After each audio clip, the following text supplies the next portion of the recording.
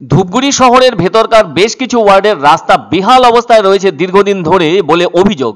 আর ওই বেহাল রাস্তা দিয়ে চলাচল করতে গিয়ে মুহূর্তে ঘটে যাচ্ছে নানা রকম দুর্ঘটনা, পাশাপাশি অপচয় হচ্ছে পানীয় জলেরও। ওই বেহাল রাস্তা সারাইয়ের ব্যাপারে পুরসভায় দাবিও জানানো হলেও তার কোনো কাজ এগোয়নি, কেননা উদাসীন থাকছেন ধূপগুড়ি পুরসভার পুর কর্তৃপক্ষ বলে অভিযোগ। এদিকে ধূপগুড়ি পুরসভার 1 নম্বর ওয়ার্ডের ভেতরে থাকা ভাওয়ালপাড়ার বাসিন্দারা সোমবার রাস্তা সংস্কারের দাবি সহ পানীয় জলের অপচয় বন্ধ করার জন্য পথ অবরোধ করে বিক্ষোভ প্রদর্শন করলেন।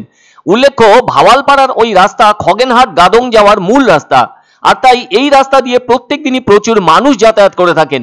এদিকে গিলান্ডি সেতু এলাকার মাঝ বরাবর বড় গর্ত তৈরি হয়েছে। এর পাশাপাশি রাস্তার একাধিক জায়গা খারাপও হয়ে গিয়েছে, সেজন্য প্রতিনিয়ত ঘটে চলেছে ছোট বড় দুর্ঘটনা। আবার ওই রাস্তার সংস্কার কে করবে তা নিয়েও দেখা দিয়েছে মতবিরোধ। এদিকে ধূপগুড়ি পৌরসভার কথা অনুযায়ী ওটা নাকি জেলা পরিষদের অধীনে থাকা রাস্তা, কিন্তু জেলা পরিষদের দাবি ওই রাস্তা পুরসভা এলাকার ভেতরের রাস্তা, সেজন্য ওটা সংস্কার করবে ধূপগুড়ি পুরসভা। আর এ ধরনের টালবাহানাতেই আটকে রয়েছে রাস্তা সংস্কারের কাজ। এদিকে ওই রাস্তার পাশেই রয়েছে একটি প্রাথমিক বিদ্যালয় এবং একটি অঙ্গনওয়াড়ি সেন্টার। ওখানে থাকা একটি পানীয় জলের কলের কোনো মুখ নেই, কোনো কারণে ভেঙেও গেছে।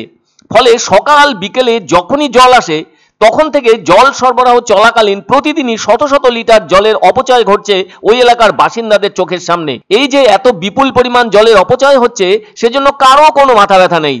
যদি থাকতো তাহলে ওই জলের কলের মুখ লাগিয়ে জল অপচয় অনায়াসে বন্ধ করা যেত, কারণ ওই কলের মুখের দামও তো খুব বেশি নয়। আবার ওই কলের মুখ অস্থায়ীভাবেও বন্ধ রাখলে জল অপচয় অন্তত পক্ষে আটকানো সম্ভব হতো। অনবরত জল পড়ে যাবার ফলে প্রতিদিন বিদ্যালয় সহ রাস্তাতে জল জমে থাকছে। এ ব্যাপারে ওই এলাকার বাসিন্দারাও বলেন তাদের অঞ্চলের গুরুত্বপূর্ণ রাস্তা দারুণভাবে বেহাল হয়ে আছে। তাছাড়া ওই রাস্তা দিয়ে রোগীদের হাসপাতালে নিয়ে যেতেও দারুণ কষ্ট হয়ে থাকছে। এছাড়া বিদ্যালয়ের ছাত্রছাত্রীদেরও যাতায়াতে কষ্ট হচ্ছে। আর এভাবে যে রোজ পানীয় জলের অপচয় হচ্ছে সেটাও তারা সহ্য করতে পারছেন না। ফলে তারা চাইছেন প্রশাসন এর দ্রুত সমাধান করুক। তবে এদিনের পথ অবরোধের কারণে ব্যাপক যানজট দেখা দেয়।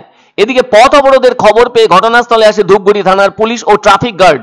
পরবর্তীতে প্রশাসনের পক্ষ থেকে রাস্তার সংস্কার করা এবং পানীয় জলের অপচয় বন্ধ করার আশ্বাস দিলে অবরোধ তুলে নেন ওই এলাকার বাসিন্দারা। ছোট ছোট বাচ্চারা যাচ্ছে আসছে, আপনারা গিয়ে দেখুন বাচ্চারা যাওয়ার মতন কিনা রাস্তাটা। এই রাস্তাটা দিয়ে একটা অসুস্থ পেশেন্টকে নিয়ে গেলে পেশেন্টের অবস্থা আরো খারাপ হয়ে যাবে। রাস্তাটার এত খারাপ অবস্থা, তো লিখিত দেওয়ার পরেও কোনো কাজ হচ্ছে না। ওই জন্যই আজকে আমরা রাস্তায় নেমেছি। আমরা চাইছি এই জল অপচয় বন্ধ হোক, প্লাস আমাদের এই রাস্তাগুলো ঠিক হোক। পছন্দসই সেরা খাবার খেতে হলে সোজা চলে আসুন রুচিসম্মত আধুনিক মানের রেস্টুরেন্ট রাজদরবারে, কেননা এখানেই আপনারা পাবেন ভোজনের রাজকীয় অনুভূতি। শুধু পুজোর সময়ই নয়, সারা বছরই রকমারি খাবার সরবরাহ করাই এই রেস্টুরেন্টের আভিজাত্য। আমাদের ঠিকানা রাজদরবার, রাহুতবাড়ি, বাবুপাড়া, জলপাইগুড়ি। ধামাকা ধামাকা ধামাকা! সানরাইজ মার্বেলের নতুন শোরুম শীঘ্রই আসতে চলেছে জলপাইগুড়ি গৌরীয় মঠের পাশে নতুন করলা সেতুর কাছে। এখানে পাবেন আধুনিক টাইলসের রকমারি সম্ভার। এক অন্য অনুভূতির স্পর্শ পাওয়া যায় রয়কো ব্র্যান্ডের গেঞ্জি ও জাঙ্গিয়ায়। তাই ছোট বড় সবার পছন্দ রয়কো গেঞ্জি ও জাঙ্গিয়া। প্রস্তুতকারক জয়মনি হোশিয়ারি, কলকাতা। আনন্দ সংবাদ, আনন্দ সংবাদ। 30 বছরের নির্ভরযোগ্য প্রতিষ্ঠান ইন্দ্রমণি রাইস মিল। আমাদের কয়েকটি জনপ্রিয় ব্র্যান্ড হলো তাজ, বরলি, খুশি ইত্যাদি। আমাদের factory outlet CG trading company, Dinbazar, axis ব্যাংকের পাশে, জলপাইগুড়ি। এখানে সুলভ মূল্যে গুণগত মানের সব ধরনের চাল পাওয়া যায়। Phone number 9547029475।